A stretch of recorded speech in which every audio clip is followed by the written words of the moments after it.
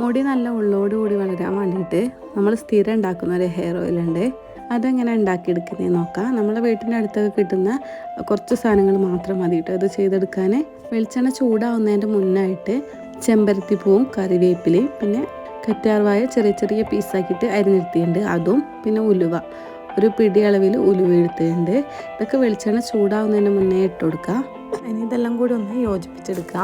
നമ്മൾ ഫ്ലെയിം കുറച്ച് വെച്ചിട്ടാണ് ഉണ്ടായിരുന്നുള്ളത്. ഇതെല്ലാം ഇട്ട് കൊടുത്താൽ നമുക്ക് എന്ത് ചെയ്യാം, ഫ്ലെയിം കൂട്ടി വെക്കാം. എന്നിട്ട് നല്ല ചൂടായി വന്നാൽ ലോ ഫ്ലെയിമിൽ തന്നെ ഇട്ട് കൊടുക്കാം, അല്ലെങ്കിൽ പെട്ടെന്ന് തന്നെ കരിഞ്ഞു പോവും. ഇത് കുറച്ച് സമയമെടുത്ത് ക്ഷമയോടുകൂടി ചെയ്യണം, അല്ലെങ്കിൽ പെട്ടെന്ന് കരിഞ്ഞു പോകുന്നല്ലാണ്ട് വേറെ കാര്യമൊന്നും ഉണ്ടാവില്ല. അപ്പോൾ അത് ഒരു 25 മിനിറ്റിന് ശേഷം എണ്ണ നല്ലപോലെ ആയിട്ടുണ്ട്. ആ കറിവേപ്പിലയും ചെമ്പരത്തിപ്പൂവും കറ്റാർവാഴയൊക്കെ നല്ല പോലെ ആയി വന്നിട്ടുണ്ട്. ഈ സമയത്ത് നമുക്ക് ഫ്ലെയിം ഓഫ് ചെയ്യാം. എന്നിട്ട് എന്ത് ചെയ്ത് നല്ല തണിഞ്ഞതിന് ശേഷം മാത്രം അരിച്ചിട്ട് കുപ്പിയിലേക്ക് വെച്ചേക്കാം. അപ്പോൾ ഇത്രയേ ഉള്ളൂ. വീഡിയോ ഇഷ്ടപ്പെട്ട